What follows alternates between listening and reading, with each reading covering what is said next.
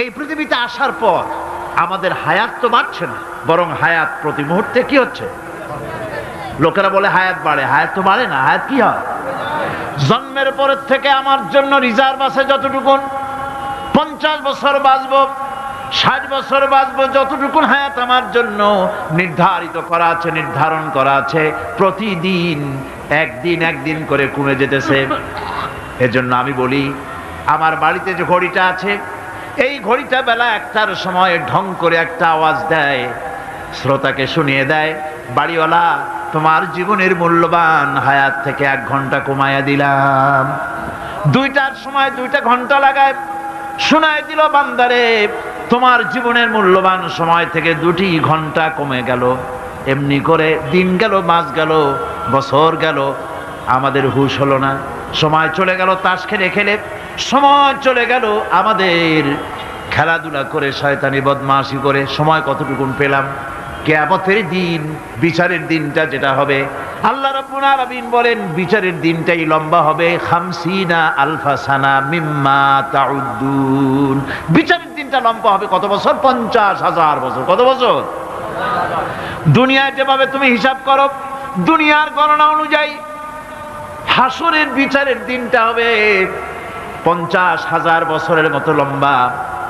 এক কিতাবে দেখেছি, তিনি লিখেছেন হিসাব করে, কিয়ামতের ওই দিনটার হিসাবে 50,000 বছর একটা দিন লম্বা।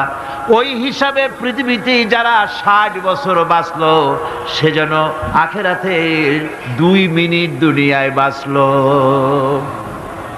চিন্তা করেছে? মাত্র 2 মিনিট। 60 বছর যারা হায়াত পেল, 2 মিনিট বাঁচলো। এই 2 মিনিটের জন্য কত হাঙ্গামা, কত মারধর, কত সন্ত্রাস, ক্ষমতার জন্য লড়াই, ফ্যান করেঙ্গে ত্যান করেঙ্গে, লাঠিকে আন্দার মুগুর ভরেঙ্গে, শক্তির ঠেলায় অস্থির। আমার বন্ধুগণ, সময় চলে যাচ্ছে, স্রোতের মতো করে কারোর জন্য সময় অপেক্ষা করতেছে না। আমাদের মৃত্যু প্রতি মুহূর্তে কাছে চলে আসতেছে। এই জন্য শায়ের বলেছেন, আগাহা আপনি মৌত সে কোই বাশার নেহি, আগাহা আপনি মৌত সে कोई बशर नहीं, सामा 100 बरस के हैं पल की खबर नहीं। মৃত্যু সম্পর্কে আমাদের কারো জানা নাই, যে কোনো মুহূর্তে মৃত্যু আমাদের কাছে এসে যেতে পারে। মৃত্যু সম্পর্কে কিছুই জানা নাই, অথচ প্রতি মুহূর্তে আমরা মৃত্যুর দিকে এগিয়ে চলছি। মাল সামান 100 বছর কি ধরে খাবো তাও জমা করে রেখেছি, কিন্তু এক মুহূর্তের খবর নাই। মাহফিলে এসেছি, বাড়ি যেতে পারবো নিশ্চয়তা নাই। আছে? বলেন আছে? আপনি বাড়ি যাও ভালো, বসেছেন, দাঁড়াতে পারবেন, এই নিশ্চয়তা আছে? নাই। সুতরাং সূরার যে সময়ের উপরে কসম করে মূলত সময়ের অপরিসীম গুরুত্ব সম্পর্কে আল্লাহ পাক মানুষকে বুঝাই দিতেছেন। সময়ের দাম দাও।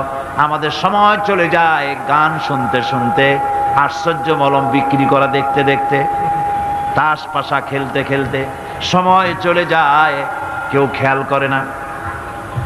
সময় বলতে অতীত কালও হতে পারে, আবার বর্তমানও হতে পারে। আর বর্তমান কাল কোনো কালই না। বর্তমান কাল কোনো কাল নয়। প্রতি মুহূর্তে ভবিষ্যৎ এসে বর্তমান হয়, আর প্রতি মুহূর্তে বর্তমান কি হয়?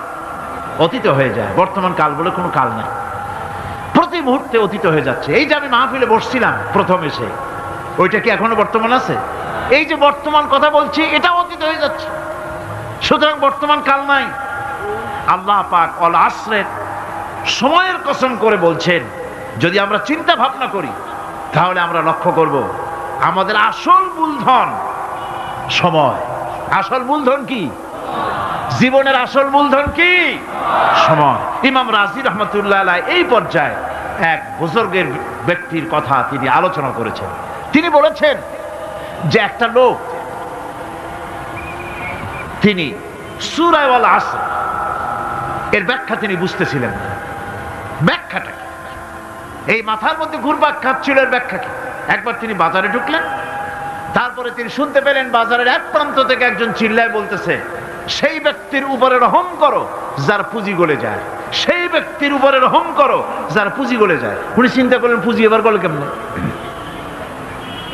উনি দৌড়ে গেলেন, যায় দেখেন যে যে ব্যাটা চিল্লাচ্ছে সে হচ্ছে বরফ বিক্রেতা।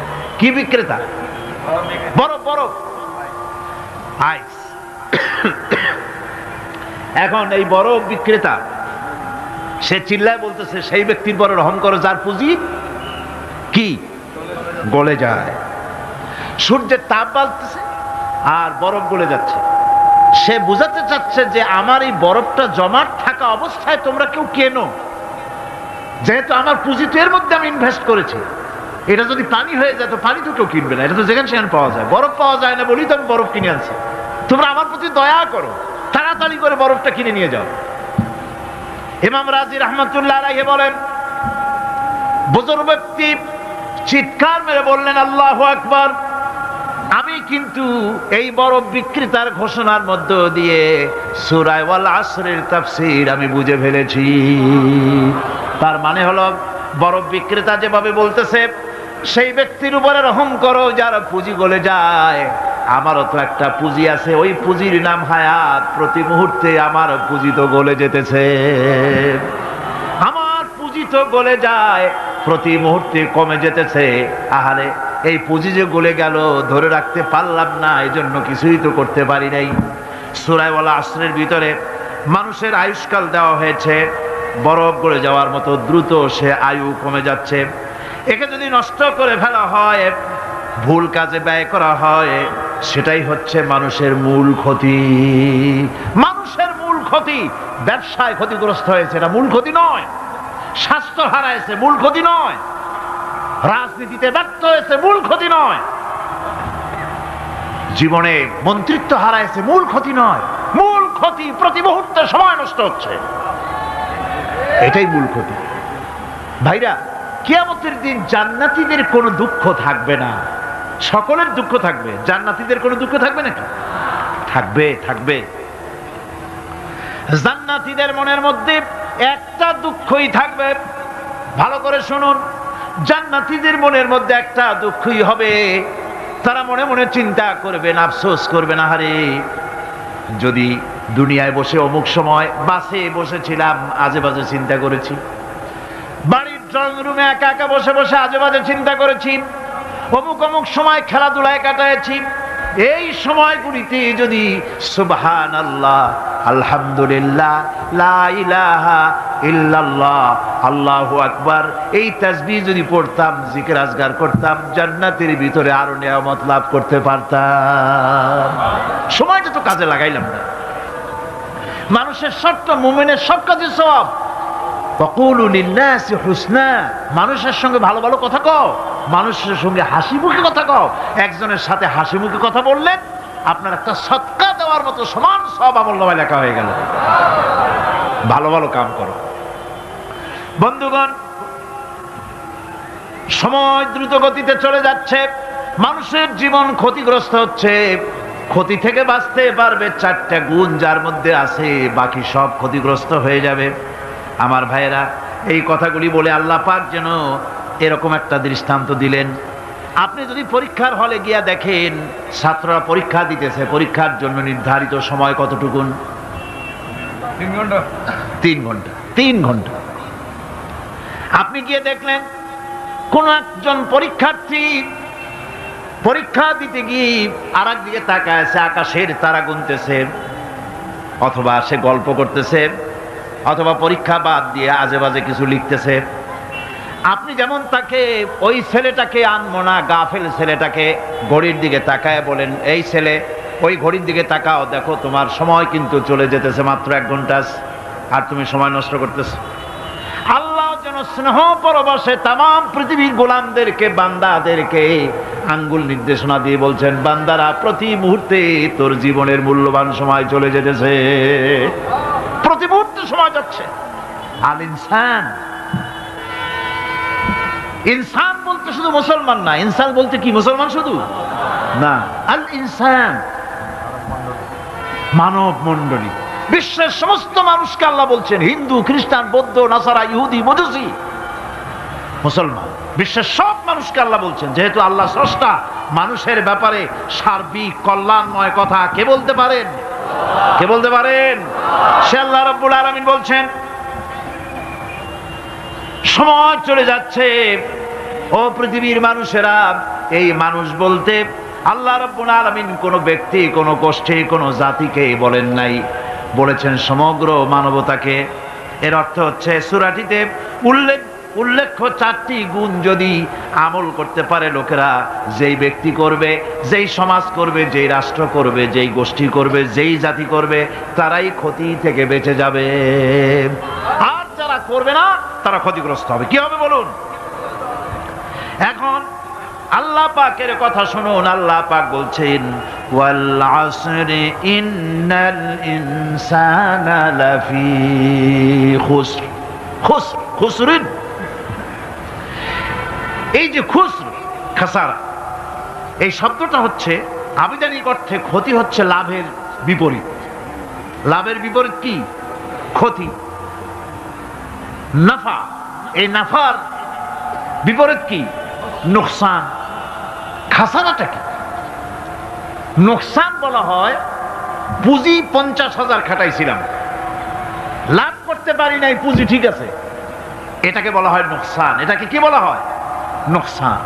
কিন্তু আমি পুঁজি খাটিয়েছিলাম 50,000 টাকা, লাভ তো হয়ই নাই, পুঁজিও চলে গেছে, আমও গেছে, সালাও গেছে, আমও নাই, সালাও নাই। এইটারে আরবিতে কি বলা হয়? খাসারা, দেউলিয়া। দেউলিয়া হয়ে গেছে। দেউলিয়াটা বোঝেন ভালো আপনারা, দেউলিয়া হয়ে গেছে। কোরআন লাভ বা সাফল্যের ধারণা যেমন নিছক পার্থিব নয়, সমৃদ্ধির কথা শুধু পার্থিব নয়, জন্ম থেকে শুরু করে মৃত্যু পর্যন্ত কোরআনের লাভের কথা যখন বলা হয় তখন জন্ম থেকে মৃত্যু পর্যন্ত, আখিরাত পর্যন্ত, কিয়ামত পর্যন্ত। ক্ষতিটাও জন্ম থেকে শুরু করে মৃত্যু পর্যন্ত, কিয়ামত পর্যন্ত ক্ষতিটাও। এই ক্ষতি থেকে বাঁচবার জন্য কোরআনে কারিমে বিভিন্ন জায়গায় এই খাসারা শব্দ ব্যবহার করা হয়েছে। আল্লাহ রাব্বুল আলামিন বলছেন, ওয়ামান খাফফাত মাওয়াজিনুহু ফাউলাইকাল্লাযীনা খাসিরু আনফুসাহুম বিমা কানু বিআয়াতিনা ইয়াযলিমুন। যাদের পাল্লা ভারী হবে কিয়ামতে তারাই হবে সফলকাম, আর যাদের পাল্লা হালকা হবে, নেকির পাল্লা যাদের হালকা হবে তারা হবে ক্ষতিগ্রস্ত। তারা নিজেরাই ক্ষতি সাধনকারী হবে কিয়ামতের দিন। কাজে মানুষের জীবনের সমুদয় কার্যাবলীর ভালো অংশ যদি খারাপ অংশের উপরে বিজয়ী হয়, তারপরে খারাপ অংশ পাওনাদারদের দিয়ে টিয়া, এরপরে যদি নেকি কিছু বাকি থাকে, তাহলে বোঝা গেল লোকটা কিয়ামতে নাজাত পাবে।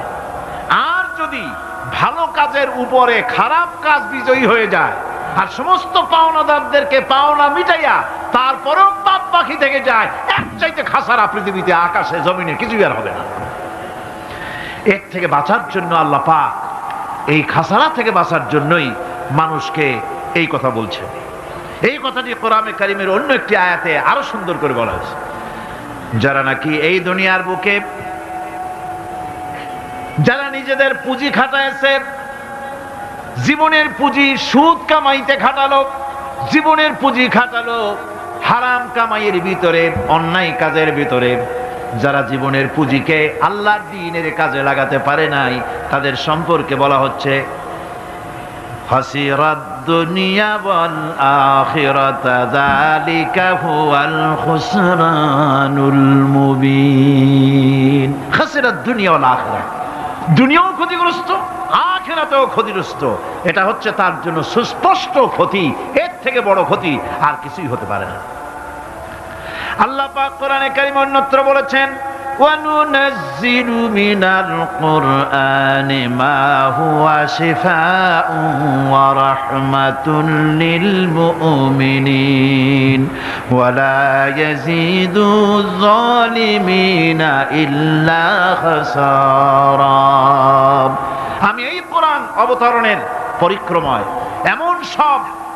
এমন সব বিষয় অবতীর্ণ করেছি যা মুমিনদের জন্য নিরাময় এবং তাদের জন্য রহমত।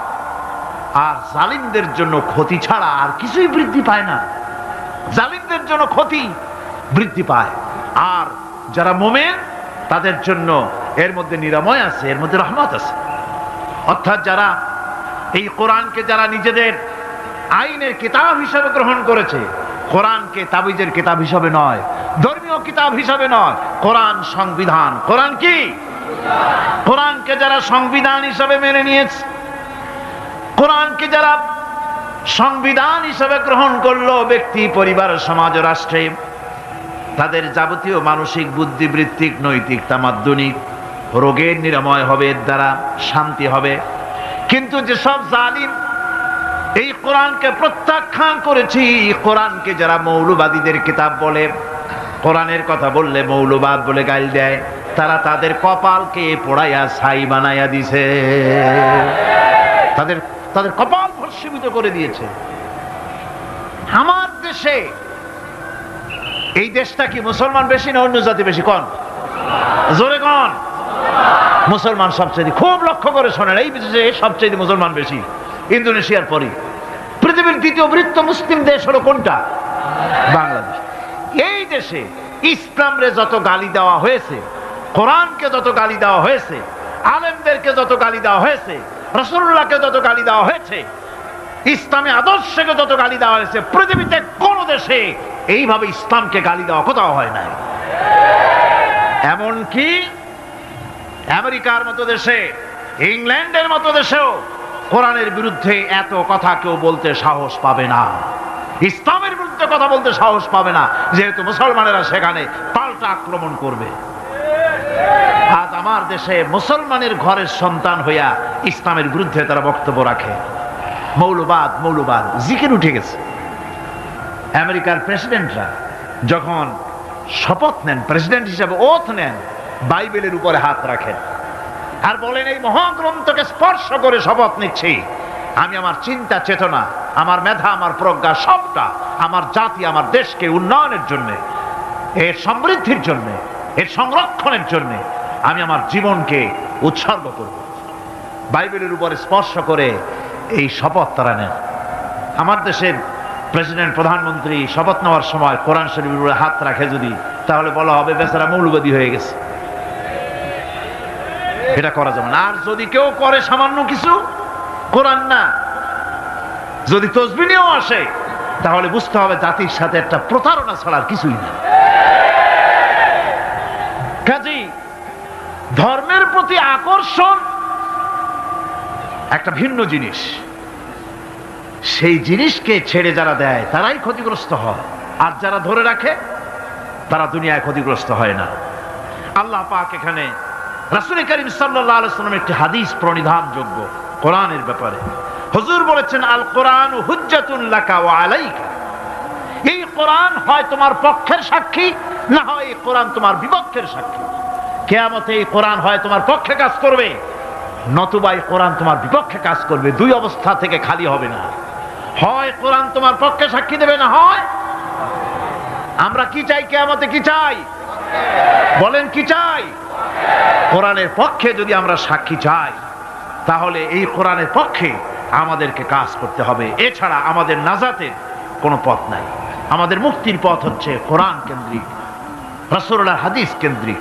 এর বাইরে আমাদের সমস্ত পুঁজি নষ্ট হয়ে যাবে। আমাদেরকে পৃথিবীতে টিকে থাকতে হলে কোরআনের উপরে ভিত্তি করে আমাদেরকে বাঁচতে হবে, টিকতে হবে।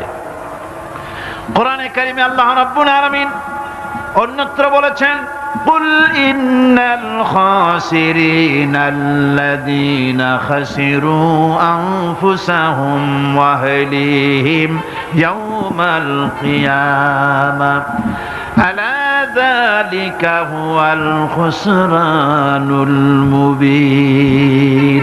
বলো, প্রকৃত দেউলিয়া তারাই যারা কিয়ামতের দিন নিজেকে, নিজের পরিবার পরিবর্গকে এই ক্ষতির দিকে যারা ঠেলে দেবে। ভালো করে শুনে নাও, এটি হচ্ছে সুস্পষ্ট ক্ষতি, সুস্পষ্ট দেউলিয়াপনা।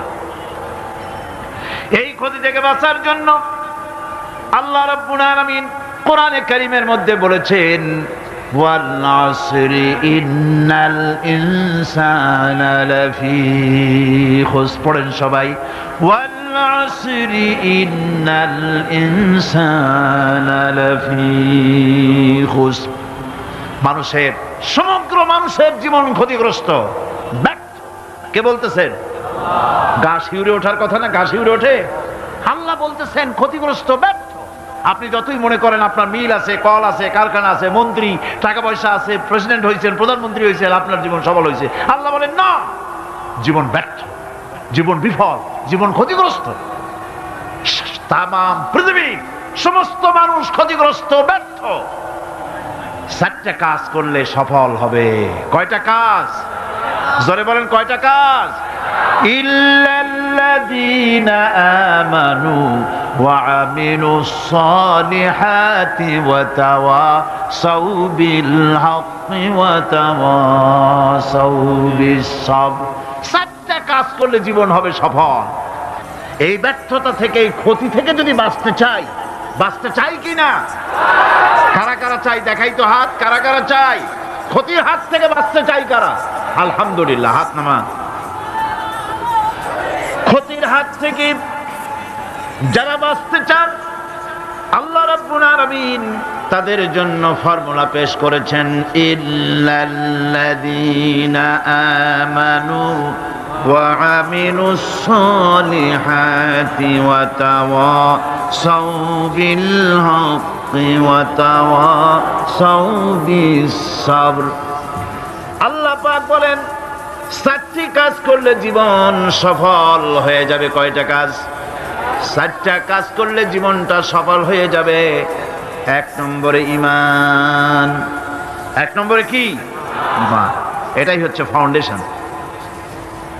ক্ষতি থেকে বাঁচার জন্য প্রথম যে গুণটি, সেটির নাম হচ্ছে ঈমান।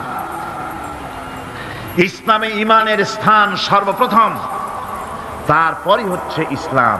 ঈমান আগে, তারপরে কি? ইসলাম।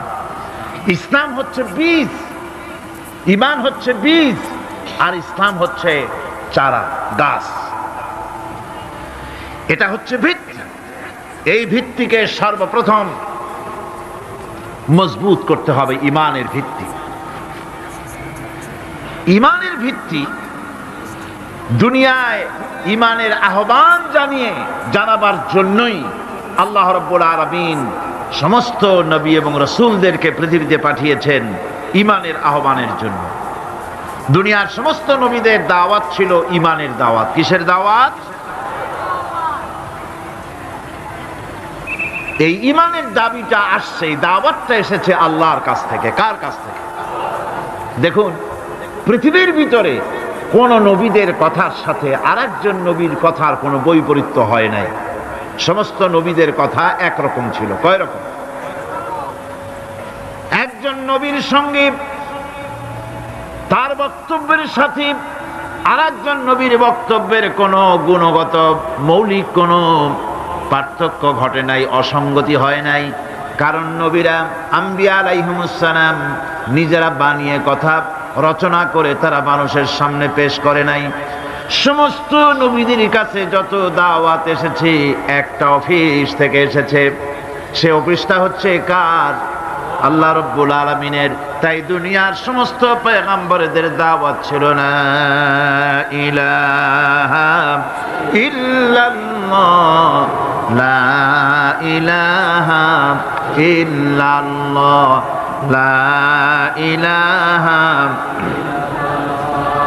লা ইলাহা ইল্লাল্লাহু মুহাম্মাদুর রাসূলুল্লাহ। এটাই ছিল সমস্ত নবীদের দাওয়াত।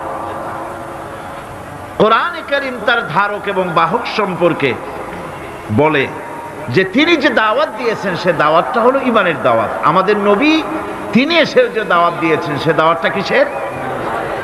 কোরআনে কারীম বলছি, রব্বানা ইন্নানা সামি'না মুনাদিয়ান ইউনাদি লিল ঈমান। হে আমাদের রব, নিশ্চয়ই আমরা এমন একজন আহ্বায়কের আহ্বান শুনেছি, যিনি আমাদেরকে ঈমানের দাওয়াত দিয়েছেন। এমন কোন পয়গম্বর নাই দুনিয়ায় যিনি ঈমানের দাওয়াত দেন নাই। সকলেই ঈমানের দাওয়াত মানুষের সামনে, বিশ্ববাসীর সামনে পেশ করেছেন। কোরআনে হাকিম স্পষ্ট একটা সীমারেখা দুনিয়ার মানুষের সামনে পেশ করে পৃথিবীর মানুষগুলিকে দুটি শ্রেণীতে বিভক্ত করে দিয়েছে। একটি হচ্ছে ঈমান পোষণকারী, আরেকটি হচ্ছে অবিশ্বাসী। একটা ঈমান পোষণকারী আর একটা অবিশ্বাসী। ঈমান পোষণকারীরা সত্যশ্রয়ী, তারা হচ্ছে জ্ঞান এবং নূরের সম্পদে সমৃদ্ধ। আর দ্বিতীয় দলটি হচ্ছে কাফের, জালিম, মূর্খ। তারা হেদায়েতের রাস্তা তাদের জন্য অবরুদ্ধ।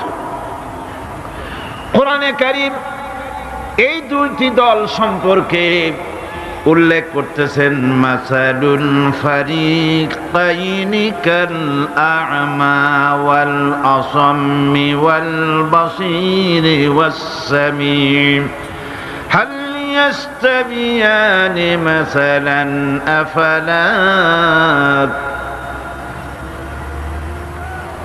কোরআন শরীফ বলছে, হাল ইয়াস্তাবিয়ানি মাসালান আফালা তাযাক্কারুন। দুইটি শ্রেণীতে আল্লাহ পাক ভাগ করে দিয়েছেন। একটা শ্রেণী হচ্ছে অন্ধ, বোবা, বধির।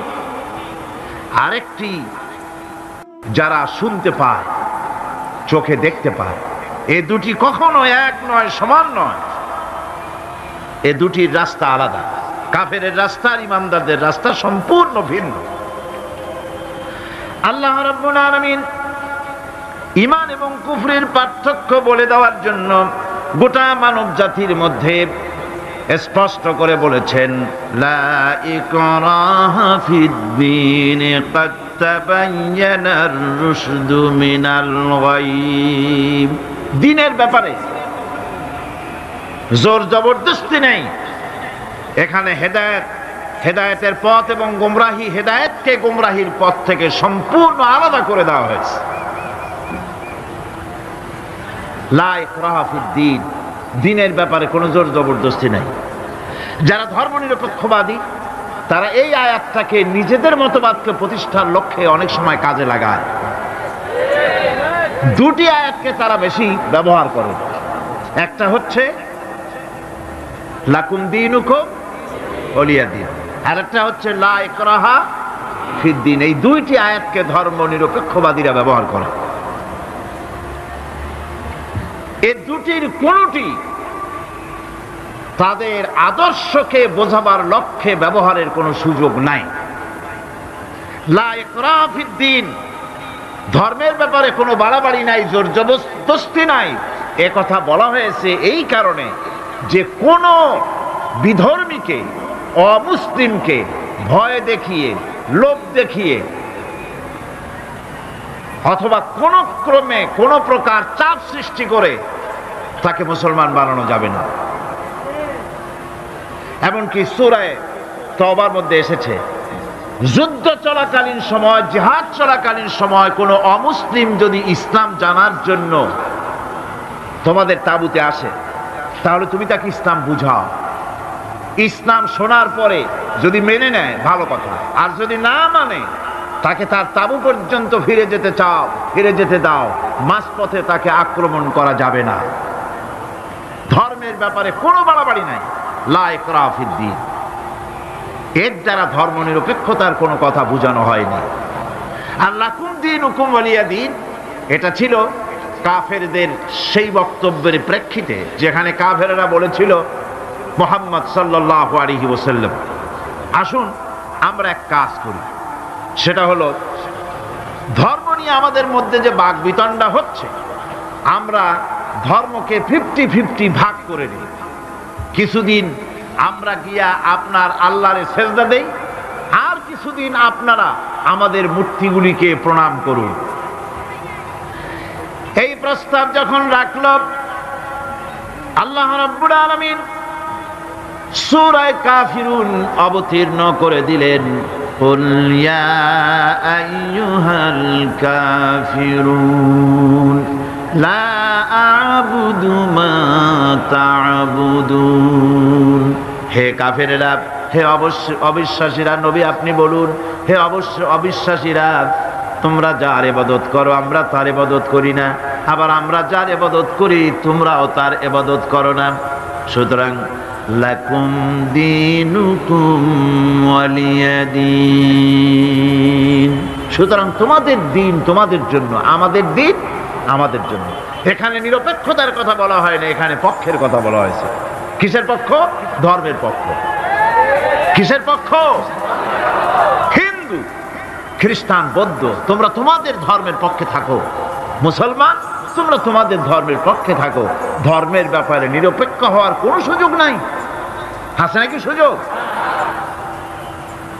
আমি পার্লামেন্টে বলেছি এই কথা, যে একটা ধর্মের উপরে বিশ্বাস করে নিজেকে একটা ধর্মের পক্ষের ব্যক্তি হিসাবে ঘোষণা করে কেউ বলছে, দাবি করছে আমি হিন্দু, কেউ বলছে আমি বৌদ্ধ, কেউ বলছে আমি খ্রিস্টান, কেউ বলছে আমি মুসলমান। নিজেকে একটা ধর্মের বিশ্বাসী ঘোষণা করার পর আমি ধর্মনিরপেক্ষ, এই কথাটা মিথ্যা, বানোয়াট, জালিয়াতি, প্রতারণা, মুনাফিক। কোন ধর্মের অনুসারী ব্যক্তি ধর্মনিরপেক্ষ হতে পারে না। কেবলমাত্র নাস্তিক, যারা আল্লাহরে মানে না, আল্লাহকে স্বীকার করে না, ওরা বলতে পারে আমরা ধর্মনিরপেক্ষ, ধর্মের ব্যাপারে আমরা নিরপেক্ষ, গুলো মানি না, বিশ্বাস করি না। কিন্তু যারা ধর্মে মানে, সেদের যে ধর্মেরই হোক না কেন, সে ব্যক্তি ধর্মনিরপেক্ষ যদি দাবি করে, এটা মিথ্যে কথা, এটা মুনাফিকি ছাড়া আর কিছু হতে পারে না। মুসলমানকে, যে কোনো জাতিকে যে ধর্মে আছে ধর্মের পক্ষে থাকার কথাই বলা হয়েছে। এখন আমি বলতেছিলাম ইমানের কথা। ইমান আগে আনতে হবে। ইমান সম্পর্কে আল্লাহ রাব্বুল আলামিন বলতেছেন, ইমান হলো আগে, তারপরে ইসলাম। আবার ইমান আনার আগে আবার কুফরি একটা শব্দ আছে, সেটা হলো ফামান ইয়াকফুর বিত্তাগুতি ওয়া ইউমিন বিল্লাহি ফাকাদ ইসতামসাকা বিল উরওয়াতিল উসকা লা ইনফিসামা লাহা ওয়াল্লাহু সামিউন আলীম। ফামান ইয়াকফুর বিত্তাগুত, যে ব্যক্তি তাগুতকে অস্বীকার করেছে, সর্বপ্রথম তাগুতকে অস্বীকার করতে হবে।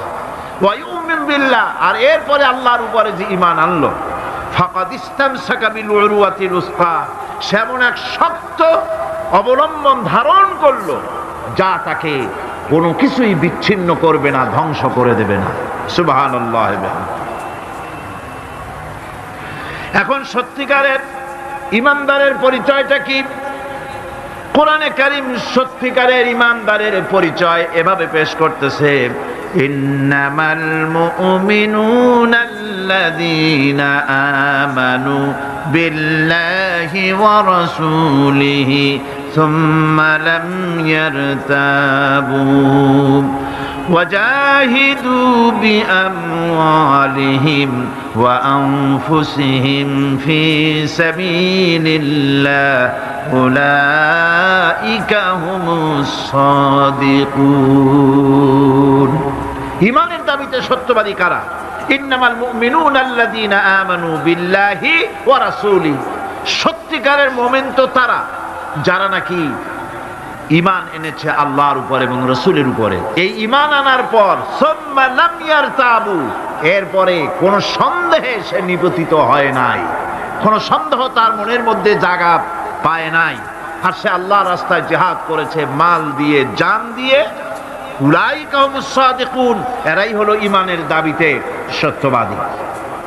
সুম্মা লাম ইয়ারতাবু, অথবা এক বিন্দু সন্দেহ মনের মধ্যে জায়গা দেয় নাই। অর্থাৎ ঈমান আনছি কার উপরে? আল্লাহর উপরে। কার উপরে? আর তার রাসূলের উপরে। আল্লাহ এবং রাসূলের উপরে ঈমান আনার পর যারা আল্লাহ এবং রাসূলের বিধান জীবনের সকল ক্ষেত্রে মানতে পারে নাই, তারাই সন্দেহে নিপতিত হয়েছে। কথা বুঝতে পেরেছেন? তাদের সন্দেহ এই কোরআন মানুষের জীবন, তার সম্পদ, তার রাজনীতি, তার অর্থনীতি পরিচালনা করতে পারে না। সেই জন্য ধর্মের ব্যাপারে কোরআন মানি, ধর্মের ব্যাপারে নামাজ আর রোজা মানি, কিন্তু রাজনীতিতে ধর্ম মানি না। এটাই হলো সন্দেহ। এটাই কি সন্দেহ, অবিশ্বাস। জীবনকে তারা দুইটা ভাগ করেছে, এক ভাগ রাজনীতির জন্য আর এক ভাগ কিসের জন্য? ধর্মের জন্য।